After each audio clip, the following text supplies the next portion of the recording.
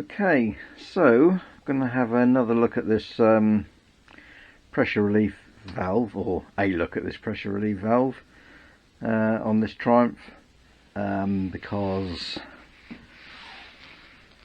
after I fitted this, there's a previous video on this, putting this gauge in, I was only getting about 50-55 psi, so it's a little bit low. So what I want to do is just check the spring in the PRV, so it looks like it's opening too early, because the idle pressure was fine. That was around 20-25, so that's fine. So I'm just going to take the spring out and have a measure. I have got a new spring. Confusingly, there are two different sizes. This is the this is a Haynes manual. All models. Free length of the spring is 1 3/8, which is 30 foot, well, near enough 35 millimeter. In the Triumph data sheet, it's 1 17 32ths. So yeah, that works out roughly 38, well, nearly 39 millimeter. Now this one is near a 35 from what I can remember when I measured it.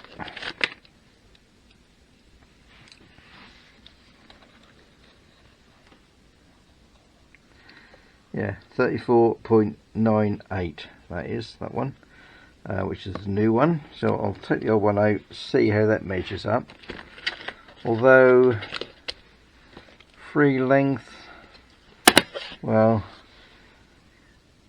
really depends on other things in that spring. Obviously there's a depends what the wire gauge is, how many turns there are in the spring, all affects the actual loading of it. So yeah, that may well be irrelevant. The other thing is, I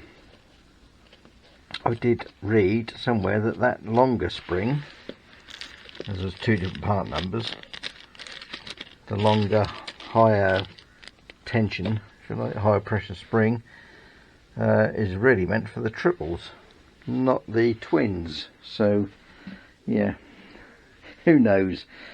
Anyway, what I should do is I'll just take that out and have a little measure there, see what it is, put the new one in, see if that makes any difference.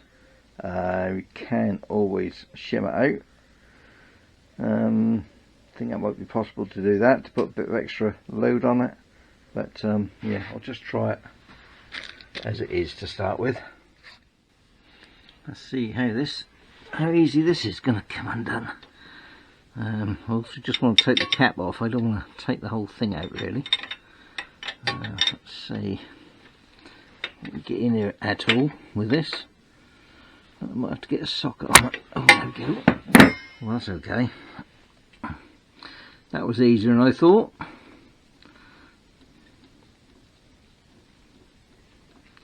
Because the other thing that can affect this is if the threads are worn in the actual housing, in the casing, or indeed on the actual unit. Right, let's have a little measure.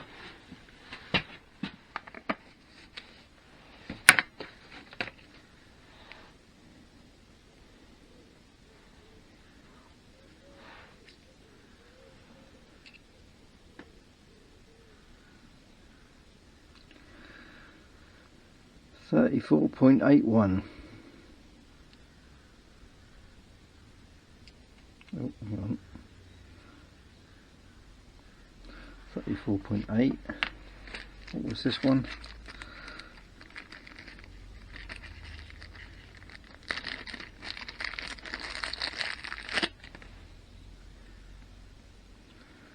.9. Nothing in it, is there really? don't know whether we'll be able to measure these coils. I doubt we'll be able to get on one. Not really. Can't really get in there. 1.67 that looks like.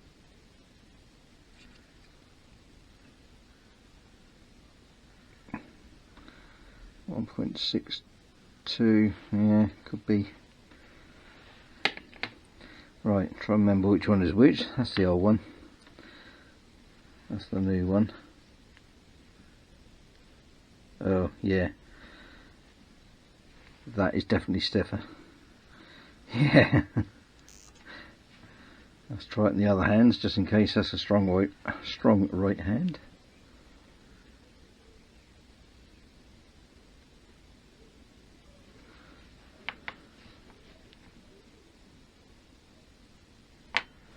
Yeah. Right, well, only thing to do is try it. If not, can shim it. Right, let's get on and do that.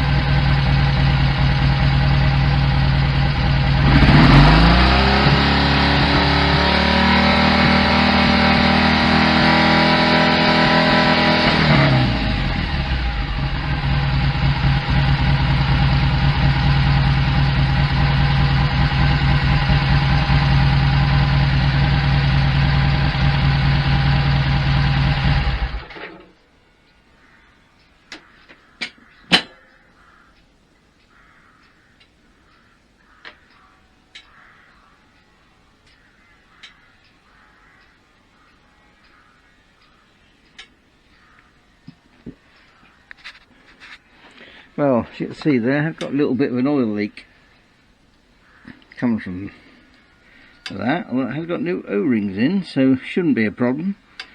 Yeah, and the pressure, yeah, no change. Right, might have to make a little bit of a spacer up then, or get the higher strength spring. That might be the other thing to do. But yeah, let's try a spacer first. Although I'm going to have to wait for this to cool down before I touch that, because I'm bound to burn my bloody fingers. Yeah, so I'll let that cool down, find something suitable to use as a spacer and or shim, and see if that makes any difference. Right, I just made this little piece here on the lathe out of a bit of aluminium, and that will just sit in the end of the spring like that. They ain't going to go anywhere, although that's pressurised against the cap anyway, so but just to be on the safe side, I thought I'd make it so it won't come out. And that now measures total spring length. Well, this is the old spring, 38.63, and we were looking at 38.89, so on the new spring that should take us to where we need to be. So whether this will work or not, I don't know, but worth a try.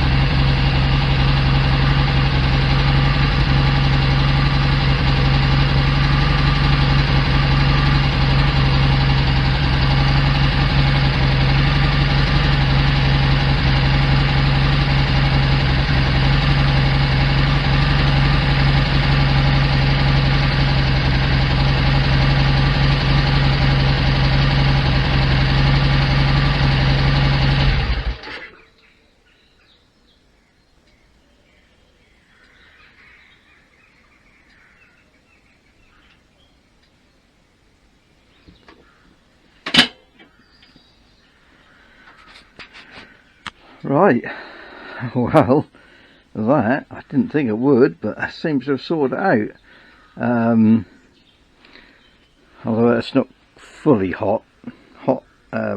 Pressure was a little bit high maybe, but it was over 25. But yeah, warm was hitting 70 psi, which is, yeah, within. So yeah, I think that might have sorted it out. However, I don't know if you did notice me pointing to it, that, where that's leaking from, is moving. Yeah, so I've either got a worn spindle or rocker cover. So looks like I'm gonna have to take the top end off this again, because that is leaking oil there. And not only that, you can't have that flapping around like that, that's ridiculous. So I'm gonna have to have the tank off, have the rocker cover off, yeah, and have another look at that at some point and see exactly what's going on there. That's yeah, not good. Well, that's not good, that's good. Yeah, we are sort of where we want to be now anyway. So yeah, that little shim, little washer thing made all the difference. So yeah, happy with that now. Yeah, just highlighted another little job to do, that's all. I've still got to do this switch here as well. I'm still switching it inside under the seat at the moment.